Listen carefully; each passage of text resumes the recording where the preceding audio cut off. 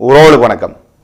இங்கே தமிழ்நாட்டிலேயே நிறைய பேரை காலுக்கு கீழே போட்டிருக்கக்கூடிய கால் மிதியடியை தூக்கி கழட்டி அடிக்க வேண்டிய சூழலில் இருக்குது.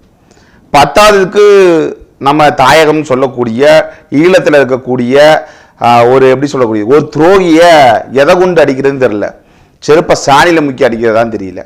அவருக்கு இங்கே என்ன வேலை இருக்குது அப்படிங்கிற கேள்வியிலேருந்து நிறைய இருக்குது. திடீர்னு விஜயை பிடித்து கூம்புவதற்கான காரணம் என்ன, கையெடுத்து கூம்புவதற்கான அதாவது கும்பிடுவதற்கான காரணம் என்ன, இப்படி நிறைய கேள்விகள்லாம் இருக்கு. அதுக்கு புதிய தலைமுறை எதுக்கு ஒத்து ஊதணும், நல்லா அந்த நாதஸ்வரத்தை வாசிக்கணும் அப்படிங்கிற கேள்விகள் இருக்கு. என்ன அப்படின்னா அந்த அர்ஜுனன் இருக்கார்ல, அந்த அர்ஜுனன் அங்க என்ன வேலை இருக்கு அங்க பார்க்கணும். எங்க ஈழத்துல அங்க பாராளுமன்றத்தில் உங்களுக்கு என்ன வேலை இருக்கோ அதையே செய்யணும். அங்க இருக்கக்கூடிய தமிழர்களுக்கு முதல் உண்மையா இருக்கணும். அதெல்லாம் விடுத்துட்டு நேரடியா சீமானுடைய இதை பிடிச்சி தொங்குறதுக்கு, அதாவது கட்ட விரல் மயிரை பிடிச்சி தொங்குறதுக்கான காரணம் என்ன, இந்த கேள்வி இருக்கா இல்லையா? உலகவாழ் தமிழர்களுக்கு சீமான் அவர்கள் யாரு, சீமான் அவர்கள் முன்னெடுக்கக்கூடிய வேலைகள் என்ன, தமிழர்களுக்காக எங்கெங்கெல்லாம் நின்றுக்காரு அப்படின்னு நிறைய இருக்கு. இவன் என்னமோ பெரிய பருப்பு மாதிரி இல்லை வேகாத ஏதோ ஒரு இளவு மாதிரி வந்துட்டு பேச வேண்டியது. என்ன பேச வேண்டியது, சீமாலாம் ஒரு அப்படி அப்படின்னு. அப்போ இவன் பேசலாம். அப்போ இதெல்லாம் பார்த்துட்டு நம்ம அமைதியாக போகணும். நம்ம கமெண்ட் செக்ஷனில் சில உறவுகள் சொல்கிறீங்க ரொம்ப நாகரிகணும், இவர் போலி தமிழ் தேசியவாதி, இவரோட சேனலை பின்தொடராதீங்கன்னு. அப்பா நிறுத்து, உனக்கு பிடிக்கலையா சப்ஸ்கிரைப் பண்ணி அன்சப்ஸ்கிரைப் பண்ணி போ, அதை பற்றி எனக்கு பிரச்சனையே கிடையாது. எனக்கு என் தமிழ் தேசியத்தையும் தமிழ் தேசியத்தில் இருக்கக்கூடிய அண்ணன் சீமானையும் ஒருவன் கேவலமாக பேசுகிறான் அப்படிங்கும்போது எப்படி பார்த்து கொண்டு இருக்க முடியும்? சீமானா எனக்கு ஒரு சீமா அப்படின்னா செருப்ப கழட்டி அடிக்கணும் தோணுமா தோணாதா சொல்கிறா?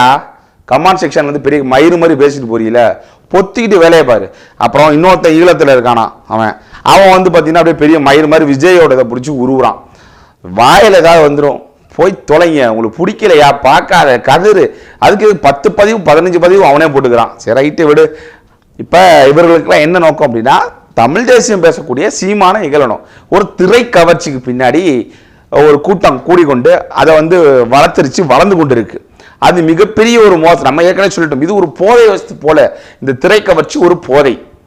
சரி, இந்த போதை இங்க இருக்கும் பொழுது அங்க இருக்கக்கூடிய ஈழத்தில் இருக்கக்கூடிய ஒரு நாய், மொன்ன நாய், துரோகி, அந்த ராஜபக்ஷ குடும்பத்துல ஒத்து உதுற நாய், எனக்கு தாய் தந்தை இல்லை அவங்க தாய் தந்தைன்னு சொல்லி நான் சொல்லலை, நிறைய பேர் பேசிட்டாங்க. நிறைய பேரோட பதிவுகளையும் நம்ம பார்த்தோம். இப்படி கேவலமான ஒரு ஜென்மம், அப்படியே தமிழ் மண்ணுக்கே துரோகம் செய்த ஒரு கூட்டத்தை எனக்கு அவங்க தான் எனக்கு தாய் தந்தை அப்படின்னு சொல்லும் பொழுது அப்ப இவன் நமக்கு எதிரியா இல்லையா? இந்த எதிரி சீமானை சீண்டுவதற்கான காரணம் என்ன? ஏன் அப்படின்னா தலைவன் கற்பித்ததை அண்ணன் சீமான் அவர்கள் இங்கே வெகுசனமா செஞ்சிட்டு இருக்காரு. அப்ப இவனுக்கு வலிக்குது. அப்ப நிறைய கர்ணாக்களை போல இவன் ஒரு கர்ணா. எப்படி ஒரு கேவலமான எண்ணத்தோட அங்க பேசிவிட்டு அதன் பிறகு விஜய் அந்த நாட்டை ஆளணும்னு ஆசைப்படுறேன். உனக்கு என்ன வேலை மயிர் இருக்கீங்க, அதுக்கு பதில் சொல்லு. நாங்க ஈழத்தை பத்தி பேசுறோம் அப்படின்னா எங்களுக்கு உரிமை இருக்கு, எங்களுடைய தாய் நிலமா நாங்க பார்க்கிறோம். அது மட்டும் இல்லாம அது ஈழம் எங்கள் தலைவர் பிறந்த ஒரு நாடு, அது எங்களுடைய நாடு. நாங்க கொண்டாடுறோம், நாங்க தலைவரோட புகழை பேசுறோம். உனக்கு என்ன மயிர் இருக்கு? நீ ஈழத்தையே கூட்டி கொடுத்து காட்டி கொடுத்து வேலை செஞ்சக்கூடிய நாய், நீ தமிழ்நாடை பத்தி பேச என்னடா அருகது இருக்கு, அறிவு கட்ட நாயே அப்படிங்கிற கேள்வி இருக்கு. இந்த கேள்வி இருக்கா இல்லையா? நீங்க தெளிவா சொல்லணும். ஒருத்தன் தன் தாய் நாடா இருக்கக்கூடிய அங்க இருக்கக்கூடிய சட்டசபையில் அந்த நாய் என்ன பேசுது அப்படின்னா யாரெல்லாம் புகழ்ந்து பேசுது. அதாவது பெண்ணுக்கு எதிராக துவக்க எடுத்து துப்பாக்கி எடுத்து காட்டின நீ ஒரு ஆம்பளை, பெண்களுக்காக போராடக்கூடிய சீமான் ஒரு கட்டவன். ஏண்டா டேய், உங்களெல்லாம் எதை இழுத்து வச்சு அறுக்கணுங்கிறது தெரியல. காலம் வெகு தொலைவில் இல்லை, மிக அருகிலே இருக்கு. சட்டமும் அதிகாரம் நம்ம கையில சிக்கும் பொழுது சின்ன பிணமும் இல்லை, உரிக்கிறோமோ இல்லையா மட்டும் பாருங்க. துரோகத்தின் சூழ்ச்சியில நம்ம மாட்டிக்கொண்டு தவிக்கிறோம் இந்த நாய்கள் போல ஆட்கள்னால. சரி, இவன் ஒரு புறம் இருக்கட்டும். இவன் தலைமைச் செயலகத்தில் விஜய் அவர்களை பார்க்க வராது. விஜய் அவர்களை பார்க்க வந்தீங்கன்னா மதிப்பிற்குரிய முதலமைச்சர் விஜய் அவர்கள் மாண்புமிகு வேற வழியில மாண்புமிகு விஜய பார்த்துட்டு போகணும். அதை விட்டுட்டு அவன் ஒரு அங்கே இவன் பார்த்துட்டு போகிறான், இவனை பேட்டி எடுக்கிறான். யார்? அந்த நம்ம சொல்லுவோம்ல அரிப்பு தலைமுறைன்னு ஒருத்தன். அந்த அரிப்பு தலைமுறை அவனுக்கு செய்தி அரிப்புங்க, அதனால தவறாக நினைக்காதீங்க. அந்த அரிப்பு தலைமுறை அவன்கிட்ட போய் கேட்குறான், நீங்கள் விஜய் பார்த்தீங்களா, போனீங்களா, வந்தீங்களா, என்ன வாழ்த்துக்கள் சொன்னாரா, போனாரா, இதை கேட்டுட்டு போகணும். சீமானுடைய கேள்வி அவன்கிட்ட கேட்கணும், உனக்கு என்ன? அப்போ சீமான் அவர்கள் உனக்கு பேட்டி கொடுக்கலங்கிற ஒரு காரணத்தினால நீ என்ன வேணாலும் பேசுவ. டேய், தாய்க்கும் நீ கட்டின சொல்கிறீங்களா பொண்டாட்டிக்கு வித்தியாசம் தெரியாத நாய் மாதிரி நடந்துக்கூடாது, சரியா? சிறுப்பை கழட்டி எடுத்து விரிக்கி போடுவோம். நீ எவன்கிட்ட என்ன கேள்வி கேட்குற சொல்கிறா. நீ அவன்கிட்ட கேள்வி கேட்டதும் மனித மலம் இருக்குல்ல, அதில் போய் சொல்லுங்க என்ன நினைக்கிறீங்க அப்படின்னு கேள்வி கேட்டது ஒன்று தான். அப்போ உனக்கு எந்த அளவுக்கு புத்தி இருக்கும்? புத்தி கட்டப்ப. அப்போ இவர்களுடைய நோக்கம் என்ன? இந்த மண்ணை சார்ந்த ஒருத்தன் ஆளக்கூடாது அப்படிங்கிற நோக்கம். திரை கவர்ச்சி போத இதுலேயே மக்களை வச்சுக்கணும், இதனால இவங்களுக்கு லாபம் ஈட்டணும்.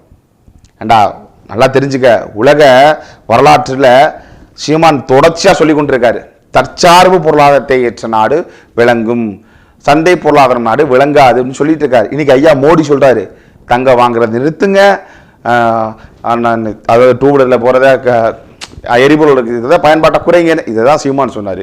மிதிவண்டியை பயன்படுத்துங்க, 10 கிலோமீட்டர் கீழே மிதிவண்டியை பயன்படுத்துங்க, தேவை ஏற்பட்டால் உங்களுடைய இதை செய்யுங்க, அதாவது பேருந்துலையோ அல்லது மற்ற இதுலேயே பயன்பாட்டில் கொண்டு வாங்க, தேவையில்லாமல் இது பண்ணாதீங்க அப்படின்னு நிறைய சொன்னார்.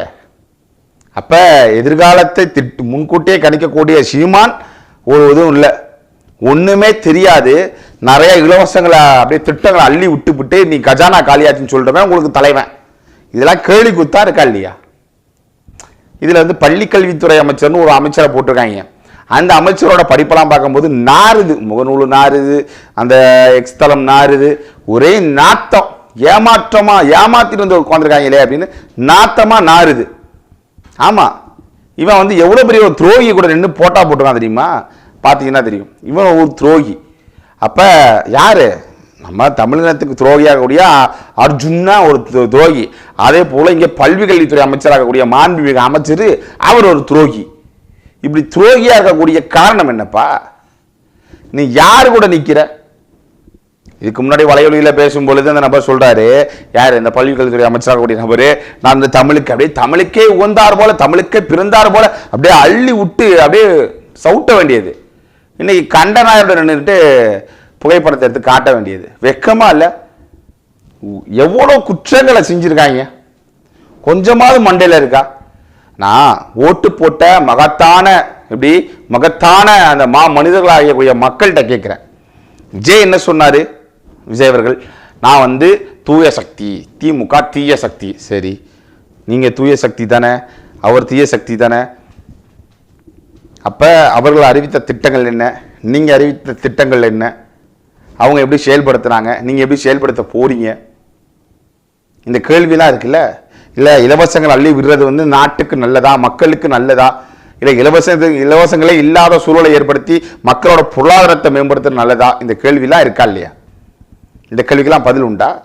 மாற்றி மாற்றி பேசுறது, அன்னைக்கு ஒன்று பேச வேண்டியது, இன்னைக்கு ஒன்று பேச வேண்டியது.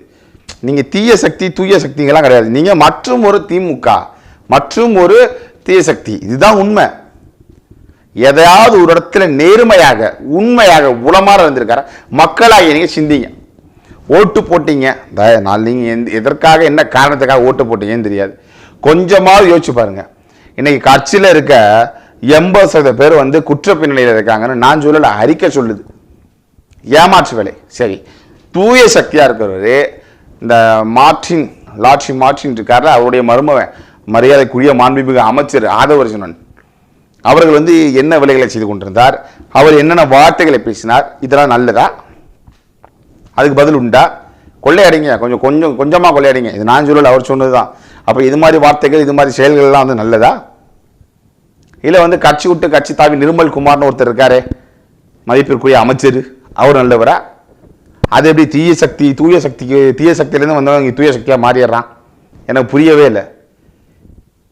விஜய் தூய சக்தின்னு வச்சுக்கோங்க, விஜய் ஒரு ஆள் தூய சக்தி, மீதி இருக்கக்கூடிய எல்லாமே தீய சக்தியிலேருந்து எடுத்த ஆள்கள் தானே.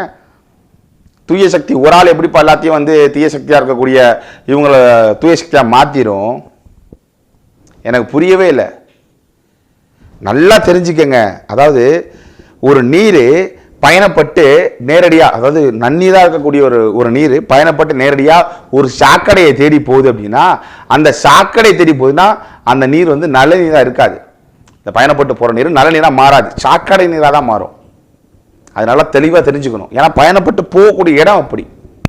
இதே வந்து ஒரு சாக்கடை மிகப்பெரிய ஒரு நன்னீர் ஒரு தளம் இருக்கும் பொழுது போய் கலக்கும் பொழுது அது வந்து அதோட கலந்து அதோட தன்மை குறைந்து ஒரு நல்ல நீருக்கு தன்மைக்கு வரும். ஆனால் அதுவும் பயன்பாட்டுக்கு இல்லை, ரெண்டுமே பயன்பாட்டற்றது தான். அப்போ தயவு செய்து சிந்தித்து பார்த்து செயல்படணும் மக்கள். நாம் எந்த வகையான ஒரு ஆட்களை கூப்பிட்டு வச்சிருக்கோம் அப்படின்னு. இப்போ இங்கேயே ஏகப்பட்ட பாலிடிக்ஸ் நடக்குது, இங்கே மிகப்பெரிய அரசியல் நடக்குது. இதெல்லாம் தாண்டி நாம் தமிழர் கட்சியோட தேவை என்ன?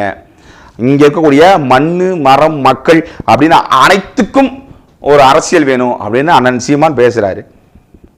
எங்களுடைய தலைவர் பிரபாகரன் சொல்லக்கூடிய எங்களுடைய தலைவரை புகைப்படங்களை வெளியில பயன்படுத்த சில கட்டுப்பாடுகள் நிறைய பயன்படுத்த முடியாத சூழலாம் இருந்தது. அதை தகர்த்தெறிந்து உடைத்தெறிந்து அதை பயன்பாட்டுக்கு கொண்டு வந்தாரா இல்லையா சீமான்? உளமாற தமிழ்நாட்டு மக்களுக்கு தெரியும். இந்த நாய் அர்ஜுனனுக்கு என்ன தெரியும்? ஏண்டா அர்ஜுன உனக்கு என்ன தெரியும்? வாயையும் வேற ஏதாவது காதை பொத்திக்கிட்டு உன் வேலை என்னமோ அதை பார்க்கணும். உங்களுடைய அந்த இதையே கழுவ நேரம் இல்லை, அதாவது வாயை அதை விட்டுட்டு இங்க தமிழ்நாட்டில் இருக்கக்கூடிய அண்ணன் விஜய் அவர்களுடைய மதிப்புக்குரிய முதல்வர் அவர்களுடைய விஜய் அவர்களுடைய வாயை எதுக்கடா கழுவ வந்த நாய அப்படிங்கிற கேள்வி இருக்குல்ல. பொத்திக்கிட்டு போ, எங்களுக்கு தெரியும் எப்படி பண்ணணும் போகணும்னு. நீங்க வந்து ஆத்தனுங்கிற அவசியம் கிடையாது. சீமான உலக மக்களுக்கு, உலகவாழ் தமிழர்களுக்கு, அதுவும் முக்கியமாக ஈழத்து சொந்தங்களுக்கு தெரியும் யார் அவர் எதற்காக போராடி கொண்டிருக்கிறார்னு. எங்களெல்லாம் கொண்டு போய் அடவு வைக்கணும்னு நினைச்சா ஏதாவது கட்சியில் கொண்டு போய் வச்சிருக்கலாம்டா. ஒன்ன மாதிரி ஈத்தரை கிடையாது, பதவி அறிவிப்புக்கு கிடைத்த ஈத்தரை கிடையாது. கொள்கைக்கும் கோட்பாட்டுக்கும் உறுதியா தான் கொண்ட கொள்கையில உறுதியா நிற்கக்கூடிய ஒரு மகத்தான தலைவன்றாம எங்க அண்ணன். நீ என்ன பெரிய மயிறு வந்துட்டு பேச வேண்டியது, அப்படியே ஏதோ காழ்ப்புணர்ச்சியில் கொட்ட வேண்டியது. இவருக்கு வந்து ஒரு பப்ளிசிட்டி தேவை. இங்க எவனுக்கு பப்ளிசிட்டி வேணும்னாலும், எவனுக்கு வந்து நான் இருக்கிறேன், உயிரோட இருக்கிறேன், என்னோட முகம் பதியணும் சமூக ஊடகத்தில் அப்படின்னாலும் சீமானை பிடிச்சி தொங்குவாங்க. ஏன்னா சீமான்கிற ஒரு நபர் இல்லை அப்படின்னா இவங்களுக்கு டிஆர்பி கிடையாது, இவங்களுக்கு பப்ளிசிட்டி கிடையாது, இவங்க வீட்டில் சோறு கிடையாது, இவங்க பொண்டாட்டி இவங்க கூட இருக்காது, எங்கேயாவது போயிடுவாங்க சொந்தக்காரங்க வீட்டுக்கு. தவற நினைக்காதீங்க. ஏன்னா அப்படி ஒரு பற்றோட அண்ணன் சீமானை நேசிக்கிறாங்கன்னு சொல்ல வரேன். வேற வழி இல்லை, இவங்களுக்கு எதுவுமே கிடையாது. சீமான பேசுறான் ஒண்ணுமே இல்லாத, எப்படி சொல்லக்கூடிய ஒரு அழுக்கு, ஒண்ணுமே இல்லாத ஒரு லுச்சா பயலா இருக்கானா சீமானா பேசுறா, நம்ம முகம் தெரியும். இதுதான் அவங்களோட நோக்கம். இப்படி லுச்சாக்களுக்கெல்லாம் நம்ம பதில் சொல்லக்கூடிய கடமைப்பட்டிருக்கோம். ஏன் எதனால? இதெல்லாம் நம்பாத தமிழ் சமூகம் அப்படின்னு நம்ம போலாம். ஒரு நடிப்பை, ஒரு திரை கவர்ச்சியை நம்பியே வாக்கு செலுத்திய மக்களின் மக்கள் அப்படிங்கும் பொழுது இதெல்லாம் வந்து ஏதாவது ஒரு பொருட்படுத்திக்குமே அப்படின்னு வேற வழி இல்லாம நம்ம கத்துறோம் கதறோம் தான் சொல்றோம். இந்த பாருங்க, அது ஒரு அயோக்கியத்தனம், அது வந்து மிகப்பெரிய மோசமானது, பல ஊழல்ல ஈடுபட்டிருக்கு, இப்படி கேவலமான ஒரு சென்மம், மனித சென்மமே அல்ல, ஒரு துரோக செயல்படக்கூடிய துரோகி, ஒரு கர்ணா அப்படின்னு நம்ம சொல்றோம். இதுதான் உண்மை. யாம ஏன் திரும்ப திரும்ப சொல்றோம்னா அதே தான், ஒரே காரணம். திரை கவர்ச்சியை நம்பி வாக்கு செலுத்திய மக்கள்கிட்ட இவன் ஒரு அயோக்கிய பையன் அப்படின்னு நம்ம சொல்றோம். இன்னைக்கு வந்து நீங்க ஏத்துக்கலினாலும் அதெல்லாம் கிடையாதுப்பா, எங்களுக்கு விஜய் தான், விஜய் யார் ஆதரிச்சாலுமே சரி, இது யாரா இருந்தாலும் சரி எங்களுக்கு நல்லவன், விஜய் எதுக்கிற எவனானாலும் சரி எங்களுக்கு கெட்டவன். இது வந்து நிலையான ஒரு நிலைப்பாடு அல்ல. நீங்க வந்து வீம்புக்கு ஏதோ ஒன்று சொல்லுவாங்களாம், வீம்புக்கு வெம்பி சாவுறாங்கிற மாதிரி என் வாயில நல்லா வரும், நம்ம மரியாதை நிமித்தம் பேசிடுவோம். வீம்புக்கு வெம்பி சாவுற மாதிரி பேசக்கூடாது, தெளிவா பேசணும், தெளிவா யோசிச்சு பார்க்கணும். நாம் எதை நோக்கி பயணப்படுறோம், இங்க இருக்கக்கூடிய அரசியல்வாதிகள் என்னென்ன வேலைகளை செய்தாங்க, நம்ம என்னென்ன வேலைகளை செய்ய போறோம், நம்ம யாரை தேர்ந்தெடுக்கணும் அப்படின்னு மக்கள் உங்கள்கிட்ட தான் இருக்குது. நீங்க தேர்ந்தெடுத்து நீங்க வாக்குல உட்கார வச்ச 80% பேர் வந்து அயோக்கியத்தனத்தின் கூடாரத்தின் உச்சம், அயோக்கியத்தன வேலைகளை செய்தது. நான் சொல்லல, செய்திகள் சொல்லுது, வழக்குகள் சொல்லுது. பல பேரை ஏமாத்தி, பல கோடிக்கு ஏமாத்தி இப்படி கேவலப்பட்டு கிடக்குறானுங்க அப்படின்னு சொல்லுது. அப்ப மக்களாகி நீங்க சிந்திக்கணும். எதையுமே தெரியாது, எதையுமே விஜய்ங்கிற ஒரு நபருக்காக, ஒரு திரை கவர்ச்சிக்காக போய் அப்படியே எப்படி சொல்றது, ஒரு காட்டாற்று வெள்ளம் போல கொண்டு போய் போட்டீங்க உங்களுடைய வாக்கை. உங்களுடைய காட்டாற்று வெள்ளம் போல இருக்கக்கூடிய இந்த வாக்கு மக்களுக்கு அள்ளி பருக பயன்படுமானா சத்தியமா கிடையாது. சத்தியமா கிடையாது. இந்த நாட்டுக்கு அள்ளி பருக பயன்படும்னா கிடையாது. இங்க இருக்கக்கூடிய வளங்களுக்கு அள்ளி பருக பயன்படும்னா கிடையாது. வேற என்ன? அது வீணாக கடலில் கலக்கக்கூடிய பல சேதங்களை ஏற்படுத்திட்டு கடல்ல கலக்கக்கூடிய ஒரு வாக்கு, அவ்வளவுதான். திரும்ப திரும்ப திரும்ப அதுதான் சொல்றோம். நின்று பெய்யக்கூடிய மழை கண்டிப்பாக இந்த மண்ணுக்கும் இந்த வளத்துக்கும் பயன் தரும். சட சடன்னு அடிச்சு பேஞ்சு கொண்டு போய் ஓடி போய் கடல்ல கலக்கக்கூடிய மழை பயன் தராது, பயன் தராது. இதுதான் சத்தியம். இங்க சீமானுங்கிற ஒரு நபர் நின்று பெய்யக்கூடிய ஒரு மழை, ஆகச்சிறந்த ஒரு பனைமரம் போல இருக்கக்கூடிய ஒரு அரண், அதெல்லாம் விடுத்துட்டு நீங்க என்ன வேணா சொல்லி சீமான்லாம் ஆளே கிடையாதுன்னா செத்துரு, ஷாவு வா, நானும் ஷாவுறேன். ஆமா, வேற வழி இல்லை. உனக்கு இந்த தமிழ் சமூகத்தில் பிறந்தனாலே நானும் உங்க கூட சாவுறேன்னு சொல்றேன். ஏன்னா நீ ஒட்டுமொத்தமாக சேர்ந்து ஒரு கேவலத்தின் உச்சத்தில் கொண்டு போய் எங்கேயா செஞ்சிருவேன். அப்போ என்ன பண்ண முடியும்? இதே போலதான் கத்தி கத்தி. ஆனால் திரும்ப சொல்றேன், எங்களுடைய சாவு மகிழ்ச்சிகரமானது. உண்மையாக போராடினோம். எங்கள் தலைவன் கொண்ட கொள்கைக்கு அதை வழிவகுத்த எங்கள் அண்ணன் சீமானோட கையை இருக்க பற்றி கொண்டு போராடணுங்கிற ஒரு உண்மையான ஒரு கோட்பாடு இருக்கு, ஒரு உழைப்பு இருக்கு. அதனால எங்களுடைய சாவு மகிழ்ச்சிகரமானது. நாங்கள் நாதாரித்தனமோ இல்லை அயோக்கியத்தனமோ இல்லை மொள்ளமரித்தனமோ முடிச்சவைக்குத்தனமோ தேர்தலில் வாக்குகள் அள்ளி விட்டு கேவலப்படுத்தக்கூடிய கேவலவாண்டி வேலையாவோ நம்ம செய்ய கிடையாது. நம்ம தெளிவாக மக்கள்கிட்ட இலவசங்களே தேவையல்ல அப்படின்னு சொல்லி சொல்லி சொல்லி நிறைய என்ன பேசுறேன்னு தெரியல, எல்லாத்தையும் பேசிட்டாரு. ஆனாலும் மக்களுக்கு அதெல்லாம் தெரியல. நீ நல்லா ஆடுவியா, நீ நல்லா பாடுவியா, நீ நல்லா முறப்பியா, நல்லா ஒரு லவ் படம் கொடுப்பியா, ஒரு கமர்ஷியல் படம் கொடுப்பியா, இதை தான் எதிர்பார்க்குறான். இது சத்தியமா பயன் தராது. அறிவார்ந்த என் தமிழ் சமூகம் இன்னைக்கு அறிவு கட்டு ஒரு திரை கவர்ச்சி போதை அடிமையானதுக்கான காரணம் என்னங்கிறத சிந்தித்து பாருங்க. இருக்கக்கூடிய பெற்றோர்கள் 18 வயதுக்கு மேலதான் வாக்குச்சீட்டு இருக்கும் பொழுது சின்ன பிள்ளை சொன்னுச்சுன்னு சொல்லி செய்யற. சின்ன பிள்ளை செத்துருன்னா தூக்கு மாதிரி செத்துருவியா? இன்னைக்கு அதுதானே சாவுக்கு தானே ஒரு வழி வகுத்திருக்க. அப்ப இதெல்லாம் கேள்வியில் இருக்கா இல்லையா? நிறைய இருக்கு. வந்தவன் போனவனுக்குலாம் பதில் சொல்லணும், கண்ட நாய்க்கெல்லாம் பதில் சொல்லணும். யாரு? இந்த அர்ஜுனன் இருக்கான இந்த அர்ஜுனனுக்கெல்லாம் நம்ம பதில் சொல்ல வேண்டியது இருக்கு. இவன் யாரு? பீப்பைய ஈழத்துல ஒரு பீப்பையெல்லாம் பாக்குறாங்க. இவனை அங்க இந்த இவனை கேட்டெல்லாம் அவன் பீப்பைய பாக்குறாங்க.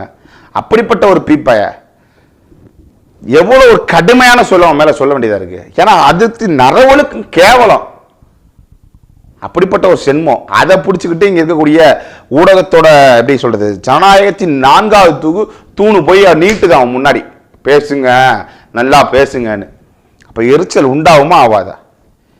உங்களுக்குலாம் என்னடா பிரச்சனை? உண்மையாக இந்த தமிழ் மண்ணுக்காக போராடுறவனை பார்த்தா உங்களுக்கு கோமாளியே தெரியுதா? இல்ல தெரியாம கேட்கிற? இல்ல ஆகச்சிறந்த அரண்வாதிகளா இருக்கிறனால, சட்டத்தை கையில எடுக்காதனால உங்களுக்கு கேவலமா தெரியுதா? இல்ல என்னன்னு எனக்கு புரியல. எதையாவது போட்டு அசிங்கப்படுத்த வேண்டியது வெக்கமா இல்ல? நம்மளும் பச்சை பச்சையா கேட்டுட்டோம், என்னடா இப்படி இருக்கீங்கன்னு. அப்படி இருந்து நான் கேவலமானவன் தான், கேவலமான பிறவி தான் அப்படிங்கிறது போல செயல்பட வேண்டியது. தயவு செய்து நாட்டில் நிறைய இருக்கு. விஜய் தூங்கினார், விஜய் எந்திரிச்சார், விஜய் நடந்தார், விஜய் ஓடினார், விஜய் கழிவறையை பயன்படுத்தினார், விஜய் அங்க போறாரு இங்க வராரு. இதுதானா செய்தியாடா? இப்படி போட்டு போட்டு தானே நாசமாக்குனீங்க. திரும்பவும் கண்ட தாயலையெல்லாம் எடுத்து போறீங்களா? தாயொலி தலைமுறைகளை ரெண்டாடே தயவு செய்து மக்கள் பார்க்கறாங்கனால ஏதாவது ஒரு உண்மையை காட்டுறா. சாது மறண்டா நாடு தாங்காதுன்னு ஒன்று இருக்குடா. அதே அந்த ராஜாவுக்கு ஆட்சி அடிச்சு ஓட விட்டுறவங்க மக்கள். அதே போல இங்க நடக்காதடா. கோமாளித்தனம் பண்றதையோ என்னென்னத்தையே நீ பெருசாத்து போடாத. இங்கிட்டு ஊழல் பள்ளி கல்வித்துறை அமைச்சர் எடுத்தா அவரு வரதுக்கு முன்னாடி அவர் செய்த ஊழல்கள்னு சொல்லி காட்டுறாங்க. வீடு வாங்கினேங்கிறாரு, வாடகை கொடுக்க முடியலங்கிறாரு, அவரே வீடு வாங்கின. அப்பா இங்கிட்டு இவருக்கு முன்னா அப்படியே அந்த தமிழ் போட்டான் 24/7 அப்படியே கையை தூக்கிட்டு அப்படியே குணாபுரத்தில் போகிற மாதிரி செருப்பு இல்லாமடி. என்னடா நீங்கள் எந்த நாட்டிலடா நீங்களாம் இருக்கீங்க? நீங்களாம் எப்படா ஊடகம் வச்சு நடத்துறீங்க? இந்த கேள்விலாம் இருக்குல்ல. எதையாவது காட்டி தொலைங்க. ஒரு செய்தி போடும் பொழுது அது உண்மையா பொய்யா அப்படின்னு ஆராய்ந்து பார்த்து போடணும்ல. ஒன்றும் கிடையாது. மக்களாகிய உங்களுக்கு தெளிவாக சொல்கிறேன், தயவுசெய்து சிந்தித்து பார்த்து செயல்படுங்க. இந்த இப்போ வந்துட்டு போனா பாருங்க, இந்த அர்ஜுனன் இந்த அர்ஜுனன்லாம் ஒரு ஆள் அப்படின்ட்டு அவன் பேசுறதெல்லாம் பொருட்படுத்தாதீங்க.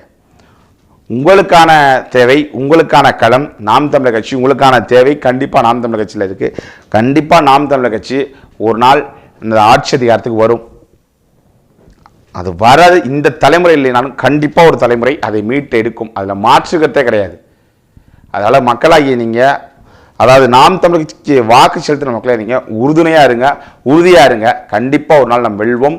நம் தாய்நாட்டை, நம் தமிழ்நாட்டை, இந்த தமிழ் தேசியம் கண்டிப்பாக அது அண்ணன் சீமான் தலைமையில் ஆளுங்கிறது சொல்லி மாற்றுகிறதே கிடையாது, ஆளும் அப்படின்னு சொல்லி இந்த காணொலியை நிறைவு செய்வோம்.